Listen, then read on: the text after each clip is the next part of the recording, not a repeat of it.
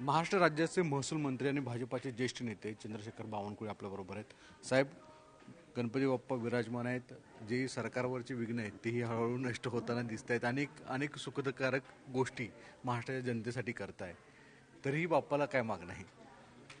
मी NDTV Marathi आणि Hindi news चॅनलचं या ठिकाणी न्यूज चॅनलच्या सर्व टीमला, संपादक आणि सर्व टीमला शुभेच्छा देतो.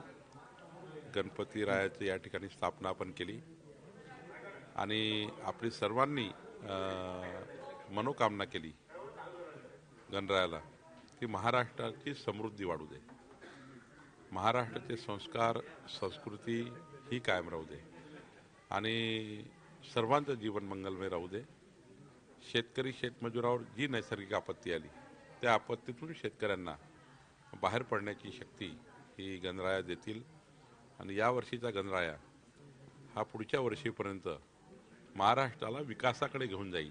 त्याकरता लागणारी शक्ती आम्हा सर्वांना गणराया देतील अशी आम्ही प्रार्थना केली आहे. साहेब, सगळ्यात महत्त्वाची एक जबाबदारी काल मुख्यमंत्र्यांनी तुमच्याकडे दिली. ती ओबीसी समिती जी गठीत केलेली आहे राज्य मंत्रिमंडळामध्ये, त्याचे तुम्ही अध्यक्ष आहात. तुमच्या प्रायोरिटी पुढच्या काय? कारण की एका बाजूला मराठा समाजाला जे आरक्षण दिलं गेलेलं आहे त्यामुळे कुठेतरी अस्वस्थता आहे. आज भलेही ओबीसीतलं जे नागपूरचं साखळी उपोषण होतं ते बंद, त्यांनी माघार घेतली. सरकारच्या मध्यस्थीने तिथे आश्वासन देण्यात आलेली आहेत.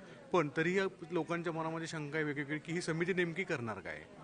खरं तर या समितीचं कार्य 2-3 प्रकारचं असणार आहे. एक तर समितीला केंद्रातल्या ओबीसी आयोगाच्या आणि केंद्र सरकारने, माननीय प्रधानमंत्री मोदीच्या सरकारने ओबीसी समाजाकरता जे जे काही योजना आणि जे काही फॅसिलिटीज दिल्या आहेत त्या फॅसिलिटी अजूनपर्यंत ज्या पोहोचल्या नाहीत त्याबद्दलची जर थोडा केंद्रातल्याही योजनाबद्दल थोडं त्याच्यात कुठे कुठे पोहोचल्या त्याचं पुनर्विलोकन करणे.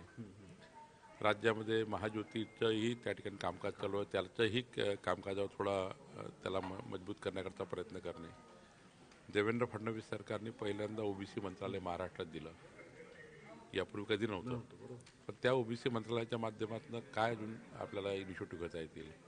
अजूनही ओबीसीमधल्या 353 जाती महाराष्ट्रामध्ये, 353 जाती, 18 पगड जाती, 12 बोलतेदार हा समाज जो आहे, जिथे अजूनही असा समाज आहे की ज्या ठिकाणी अजूनही सरकारच्या माध्यमातून गेलेल्या योजना आहेत त्या पोहोचल्या नाही. त्याच्या ठिकाणी थोडा त्याचाही अभ्यास केला पाहिजे. आणि मूळ मराठा आणि ओबीसी समाज जो समोर समोर येतो आहे, या ताटातलं त्या ताटात, त्या ताटातलं त्या ताटात हा जो या ठिकाणी दोन्ही समित्या विचार करेल. मराठा समाजाची जी उपसमिती आहे ती विचार करेल आणि आमची समिती विचार करेल. आणि मराठा समाजाचा हक्क मराठा समाजाला, ओबीसीचा हक्क ओबीसींना, आणि कुठलाही समाज दुखवला गेला जाणार नाही. कुठलाही समाज समोर येणार नाही. गावागावामध्ये समाजामध्ये तंटे होणार नाही. हे जे एक संभ्रमाचं वातावरण, हे जे एकामेकाला जे महाराष्ट्राचे संस्कार नाही आहेत ते वातावरण तयार होण्याचा प्रयत्न होतो आहे, त्यालाही शमवण्याचा प्रयत्न आम्ही करू. आणि निश्चितपणे जे काही ओबीसी समाजाच्या माध्यमातून जे मोठ्या प्रमाणावर हा ओबीसी समाज आहे, आता येणारी जनगणना आहे, येणारं सेन्सस आहे, जातनिहाय होणार आहे. 353 जाती त्या वेगवेगळ्या ठिकाणी आहेत, त्या कुठे कुठे आयडेंटिफाय झाल्या पाहिजे, त्या सर्व लोकांचा समावेश झाला पाहिजे. मराठा समाजाचाही समिती हा विचार करेल, आमची समिती विचार करेल. मला वाटतं सामाजिक सलोखा हा महत्त्वाचा विषय आहे आणि त्यातल्या त्यात मग समाजाचे जे जे प्रश्न आहेत ते सोडवणे, ह्या बाबीवर विचार करेल. बरोबर आहे. ओबीसी कमिटीकडनं हे अपेक्षित आहे की साधारणतः त्यांच्या ज्या लोकांमध्ये वेगवेगळ्या प्रतिक्रिया येत आहेत, म्हणजे हाके असतील किंवा तायवडे असतील यांच्याकडनं किंवा अजून इतरही नेते त्यांच्याकडनं एक असं की बाबा आमच्या ताटातलं काढू नये कुठल्याही परिस्थितीत. तर शासन या सर्व एक हमी देते त्यांना. मी साधारण उपसमितीची बैठक झाल्यावर जे जे काही आंदोलनकर्ते राज्यामध्ये आहेत त्या सर्व आंदोलनकर्त्याला हिअरिंग देणार आहे. त्यांचं म्हणणं नेमकं काय आहे, त्यांना काय त्यांच्या मनात समाधान निर्माण झाला किंवा त्यांना काय मागणी आहे. तर राज्यात जेवढे या ठिकाणी ओबीसी जाती आहेत त्यांचं प्रतिनिधित्व करणारा जो त्या ठिकाणी महाराष्ट्राचे प्रतिनिधी आहेत, काही जिल्हास्तरीय प्रतिनिधी आहेत, गणेश हाके जसं या ठिकाणी प्रतिनिधित्व करतात आहे, प्रायवाडे करतात, असे अनेक लोक आहेत राज्यामध्ये.